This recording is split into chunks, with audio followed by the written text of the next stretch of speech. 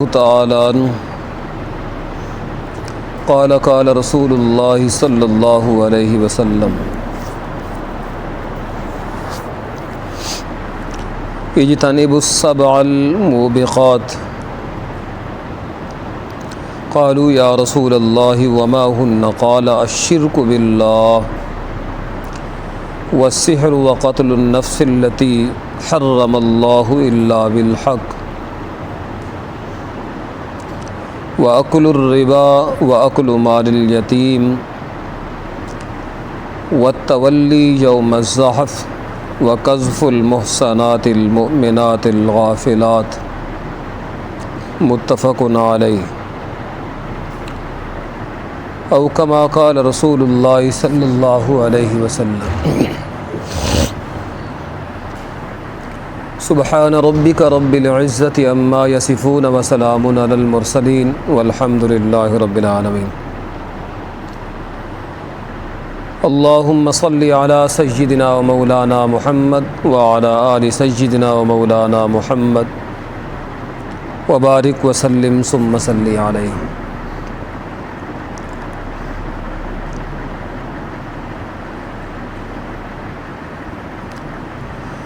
جرائم اور کبائر کا ارتکاب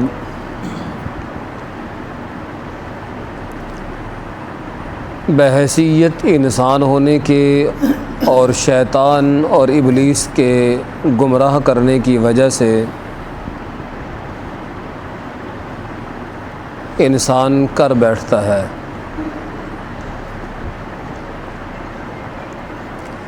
کبھی وہ جرائم اور کبائر کا ارتکاب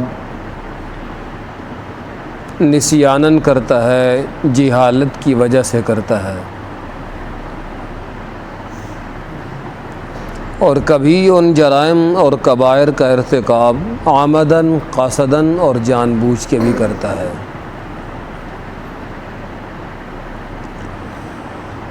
جس طرح کا جرم ہو، جس طرح کا گناہ ہو، یقیناً وہ گناہ اور وہ جرم اپنی نحوست اور اپنی شدت کے اعتبار سے اس قدر ہی کائنات میں فساد کا ذریعہ بنتا ہے۔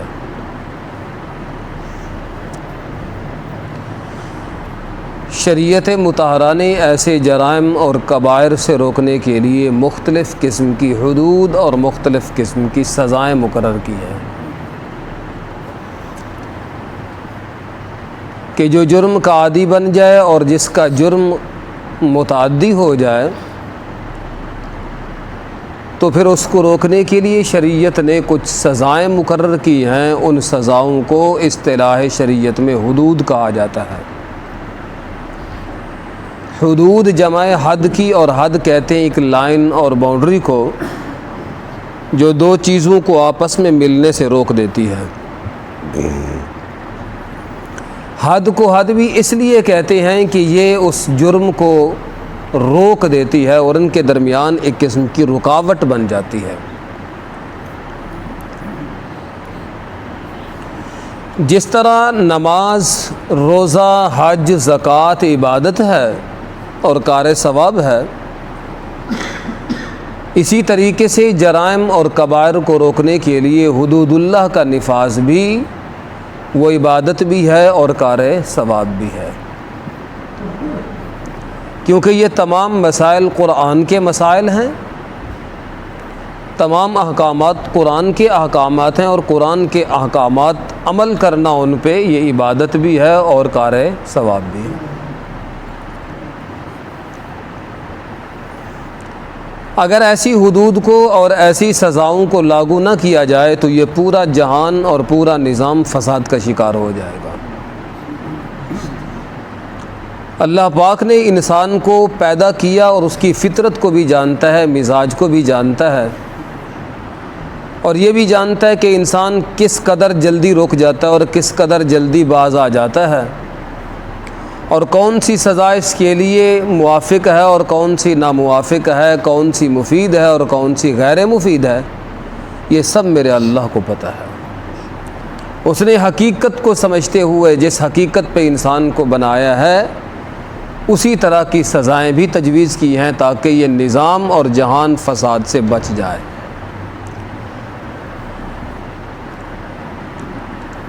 اگر ان سزاؤں کا رواج ہو اور ان کو نافذ کر دیا جائے تو بہت جلدی ہی اس معاشرے سے اور جہان سے فساد کا خاتمہ ہو جاتا ہے اور وہ جہان اور وہ نظام ایک امن کا اور ایک اطمینان کا منظر پیش کر رہا ہوتا ہے۔ رسول اللہ صلی اللہ تعالی علیہ وسلم نے اپنے زمانے میں مختلف قسم کی حدود اور سزاؤں کو خود حکم دے کے لاگو کیا۔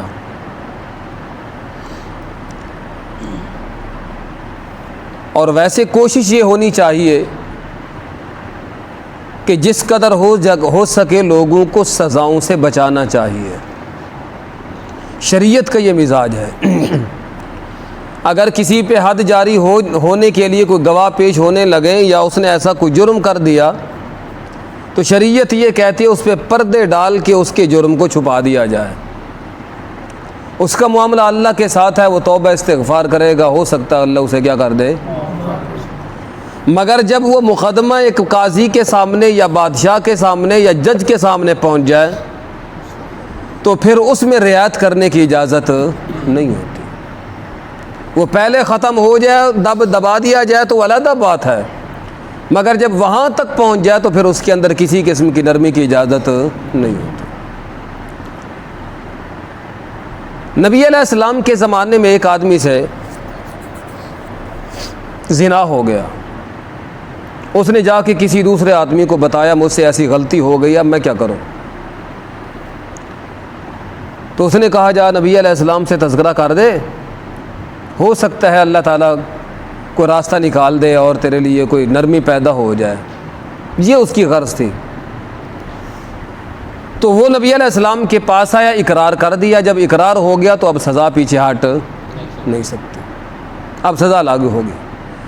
مگر آپ صلی اللہ علیہ وسلم یہ کہہ رہے تھے کہ کاش وہ آدمی اس کو میرے پاس بھیجتا نہ، جس نے مشورہ دیا ہے، کاش کہ وہ بندہ اس کو میرے پاس نہ بھیجتا، یہ اللہ سے توبہ کر لیتا، اللہ اس کی توبہ کو قبول کر لیتا، اس کو اللہ معاف کر دیتا۔ مگر جب معاملہ دنیا کے سامنے ظاہر ہو گیا تو یہ حدود اللہ کا حق ہوتے ہیں، پھر اس میں نرمی کی کوئی اجازت نہیں ہوتی۔ شریعت حتی الوسع یہ کوشش کرتی ہے کہ اس پہ کیا پردے ڈال دیے جائیں، مگر ایک حد کا قائم کر دینا، ایک حد کا نافذ کر دینا کتنی خیر و برکت کا ذریعہ ہوتا ہے۔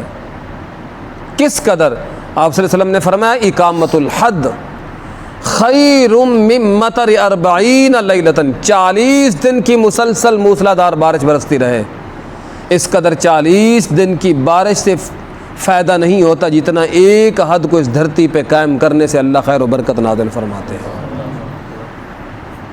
لیکن آج کل جرم کرنے والے جرم کرتے ہیں اور سزاؤں کا نام لو تو پھر طرح طرح کی باتیں کرتے ہیں۔ بھئی جہاں جرم ہوتا ہے وہاں سزائیں بھی ہوتی ہیں، اور پھر جان بوجھ کے جو دنیا کو تباہ کرنے والے اور گمراہ کرنے والے قسم کے لوگ ہوتے ہیں، ان کے اوپر سزاؤں کا لاگو کر کے اس جرم کو روکنا تو ایک وقت کے قاضی پہ واجب ہوتا ہے۔ اگر اس کا سد باب نہ کیا گیا تو پورا معاشرہ برائی اور بے حیائی کے اندر ڈوب جائے گا۔ تو اس لیے حدود اللہ کا قیام وہ خیر و برکت کا ذریعہ ہوتا ہے کہ جب ایک حد قائم ہو جاتی ہے اور سزا لاگو ہو جاتی ہے تو پھر سارے کے سارے لوگ اتنے محتاط ہو جاتے ہیں کہ کبھی کوئی جرم کرنے کے لیے تیار بھی نہیں ہوتا۔ انسان کی طبیعت یہی ہے نا، چلتے چلتے راستے پہ جب ٹھوکر لگ جائے تو دوسرے دن سنبھل کے جاتا ہے، کل مجھے یہاں ٹھوکر لگی تھی۔ اور جب ایک آدمی کے اوپر سزا جاری ہو جائے تو پھر گناہ کرنے سے 100 مرتبہ پہلے سوچے گا کہ میں یہ جرم کر رہا ہوں تو اس کی سزا بھی یہی ہے۔ تو اس لیے دوسری بات یہ ہے کہ اس برائی اور فحاشی کے اور گناہ کے پھیلانے کے اندر میڈیا کا بہت بڑا کردار ہوتا ہے۔ ہر زمانے کے اندر میڈیا کا بہت بڑا کردار رہا ہے، ہر زمانے میں۔ کسی زمانے میں میڈیا اس کا سب سے بڑا جو ذریعہ تھا وہ شعر و شاعری تھی، اشعار تھے، اور ایسے لوگ اگر نیکی پھیلانے پہ آ جائیں تو بہت زیادہ نیکی پھیلا دیتے ہیں، اور اگر برائی اور جھوٹ پھیلانے پہ آئے تو بہت زیادہ جھوٹ بھی پھیلا دیتے ہیں۔ اس زمانے میں یہ شعر و شاعری بہت زیادہ ذریعہ تھا، یہ اس وقت کا میڈیا تھا۔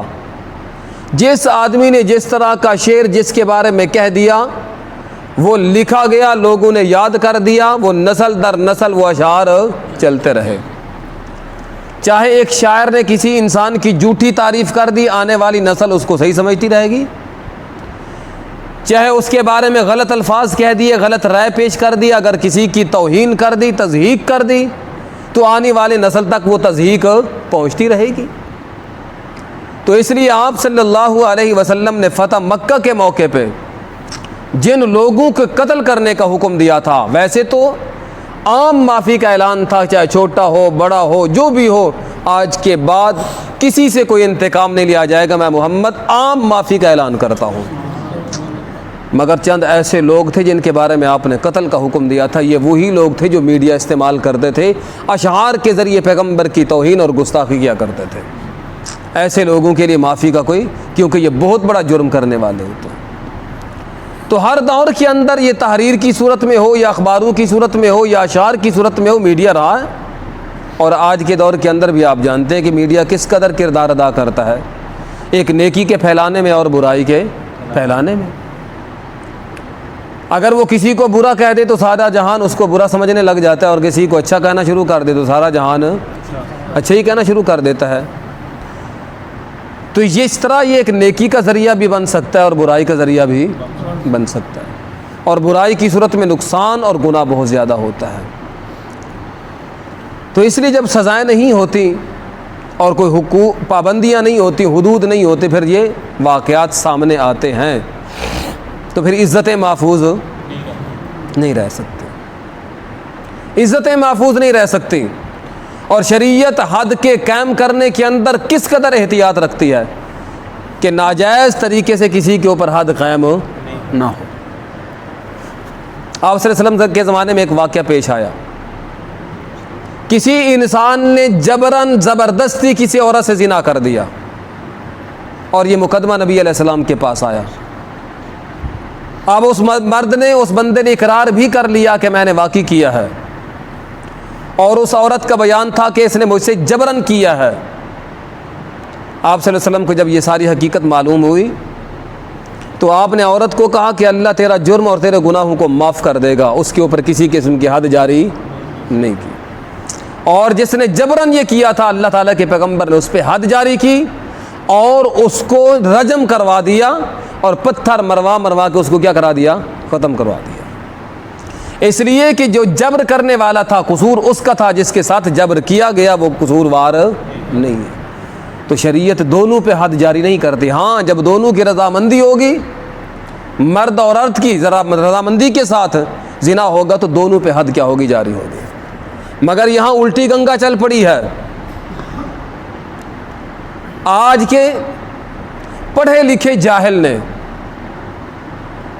وہ جو چکر ہوتا ہے نا وہ سیدھا نہیں الٹا شروع کر دیا ہے۔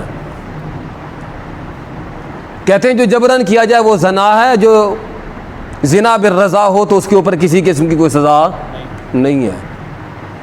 اگر کوئی مرد عورت آپس کی رضامندی کے ساتھ زنا کر لے تو کوئی سزا ان کی اپنی مرضی ہے، مگر شریعت یہ کہتی ہے کہ اب سزا کن پہ ہوگی، دونوں پہ جاری ہوگی، اس پہ بھی ہوگی اور اس پہ بھی ہوگی۔ اور جو جبر